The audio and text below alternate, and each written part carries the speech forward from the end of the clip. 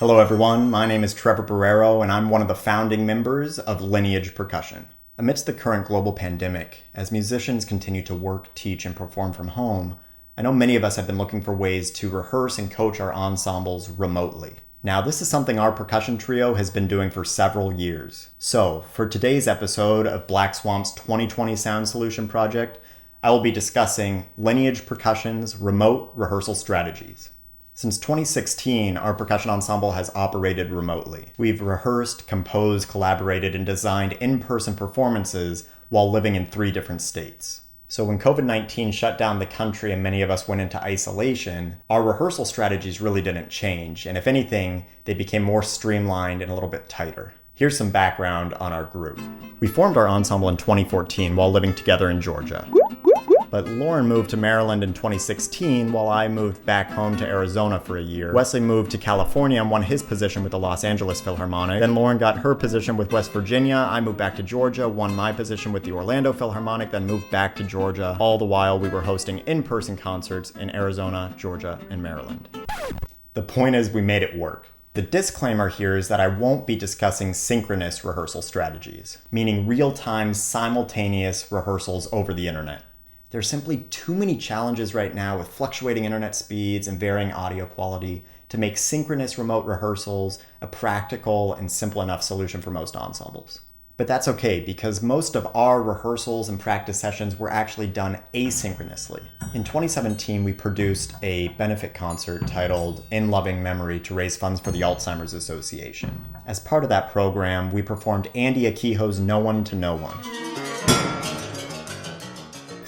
Even though this was at a time when I was in Arizona, Lauren was in Maryland, and Wesley was in Georgia, and the 8 of us had never performed together, we still managed to pull off this piece with just one full ensemble rehearsal.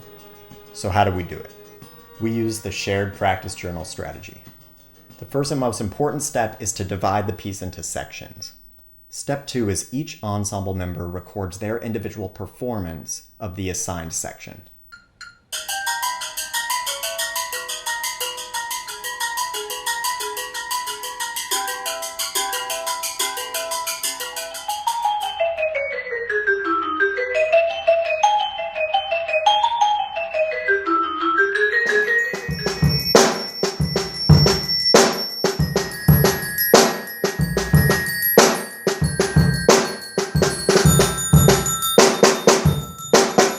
Step 3 is to upload those videos to a shared platform. We personally use Google Drive, but you could use anything like iCloud or Dropbox, or an app like Flipgrid. Step 4 is all ensemble members will then watch each other's individual performances.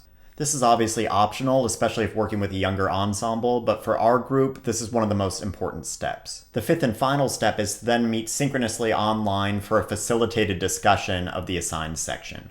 The benefit of this asynchronous rehearsal strategy is that it is extremely easy to set up. This is a great choice for band directors and teachers that want to collect weekly assignments as a sort of progress report. Now, when Lauren, Wesley, and I used to live together in Georgia, we would actually learn pieces together in the same room at the same time. And this rehearsal strategy actually mimics that same process. With this, we all are learning the music at the same pace, and then discussing each section along the way as we watch each other's videos in our shared practice journal online. The obvious disadvantage of this rehearsal strategy is you can't then take those videos without having used a click track and then create the next viral virtual choir Brady Bunch style video. But since I know that's what everyone wants to do nowadays, these next 2 rehearsal strategies will allow you to do that. And those are the overdub method and the shared click method. This overdub method is perfect for rehearsing and virtually performing pieces that don't have a steady pulse. If the ultimate goal is to transform this rehearsal into a virtual performance, then the first step is to designate an ensemble leader and have them record their part of the entire piece from start to finish. For step 2, that ensemble leader will then send the audio and video of their recording to the second musician. For the third step, that second musician is going to record their own part while listening with headphones to the ensemble leader's performance. The 4th step is to edit, mix and master those recordings into a single file and then send that to the third musician. And then this process continues until all ensemble members have contributed their own parts to the ensemble recording. The benefits of the overdub method, first and foremost, is that it definitely results in a more natural sounding recording. It actually does work on your ensemble's listening and blending skills.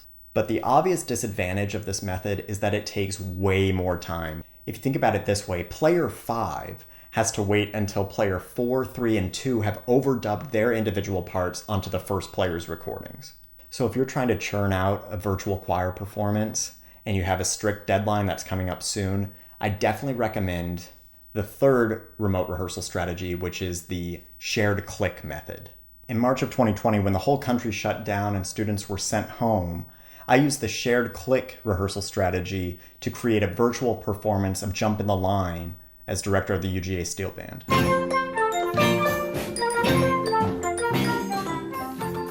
Every student was recording their own part while listening to the same click track. And that's an important thing to know with these virtual Brady Bunch style videos, that they are not happening synchronously. Each individual part was recorded on its own and then uploaded and edited together. So the first step for this process is obviously you need to create that shared click track. For the purpose of the steel band video, I just did this in Finale, but it doesn't need to be that formal. In creating the video premiere of Wesley's new tambourine trio for this week, Wesley had a much more simple solution. You can simply use the microphone and voice memo function on your phone or tablet to record the metronome click track from your Dr. beat. This allows you to pause for the fermatas and then change the tempo where needed. Plus, you can record a nice intro to the click track like Wesley did for Lauren and me. You are listening to the smooth sounds of click master Westlove, who is delivering this tasty click track. So after that, the second step is to compile all the recording guidelines into a single document for your ensemble. Wesley did this in a quick email that outlined the number of specific pickup beats, etc. For my steel band, just because it was a little bit of a bigger group, I recorded individual videos for each section of the ensemble that outlined the expectations for their recordings. You can definitely find templates online right now with these types of recording guidelines. After that, the third step is to have all your ensemble members record their individual parts while listening to the shared click track, once again with headphones. Beginning. And the fourth and final step is to just collect those videos and edit them together. Once again, there's a lot of guides for this online right now, especially on YouTube. We personally use Logic and Final Cut Pro. The obvious benefit here is that your ensemble is left with a polished product at the end of this process. But at the end of the day, we need to admit that none of these rehearsal strategies are going to be the same as in-person rehearsing. As soon as we recognize this and admit this, then we can start to notice the benefits of these asynchronous rehearsal strategies. It encourages organized, purposeful practice with strict deadlines. Plus, this is forcing us to self-record, which is something that I think we all agree we need to do more of. And perhaps most importantly, it's allowing us to address those parts of our ensemble music that we usually don't have time to address in the rehearsal room. We hope that some of our remote rehearsal strategies will help you in designing new creative ways to prioritize health and safety while still making music from a distance. Thank you.